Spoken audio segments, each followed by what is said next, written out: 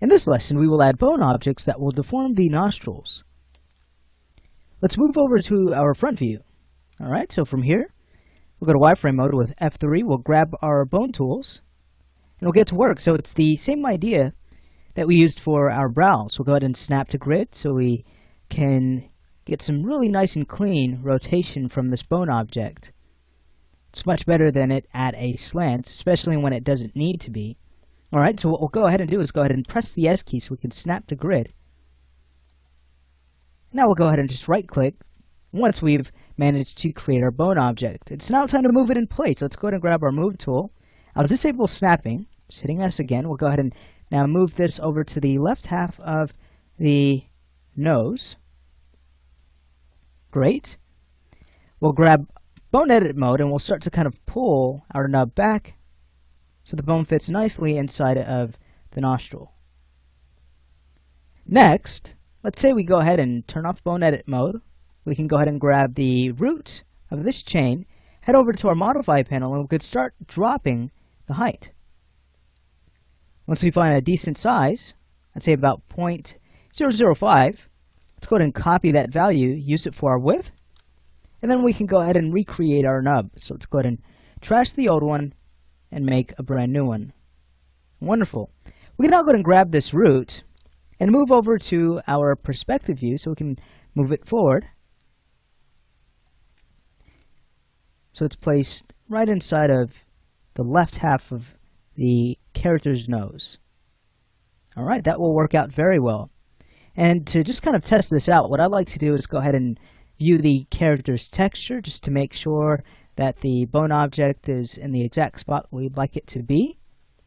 So it might be a good idea to just kind of close out of our bone tools temporarily so we can go ahead and unfreeze the mesh. Just kind of take a look at the texture and where the bone has been placed.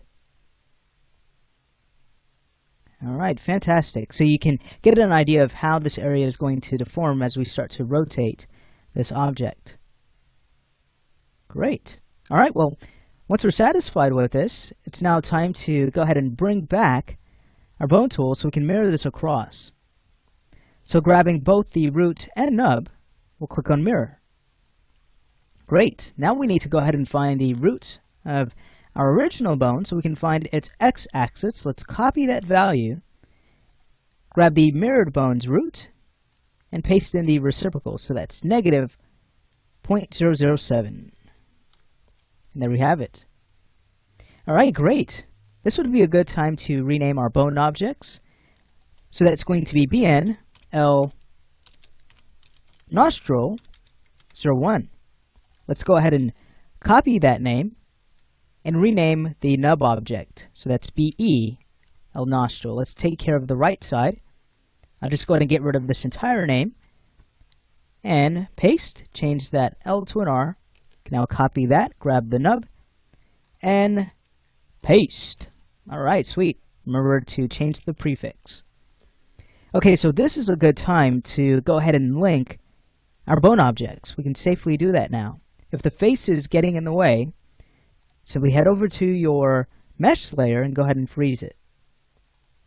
Now let's go ahead and grab both roots and have them linked over to our head bone. Once we've managed to do that with them still selected, we'll press Control Page down. Once their chains are selected, we'll now Alt-right click and choose Freeze Transform. Let's go ahead and click Yes. We go ahead and set that option.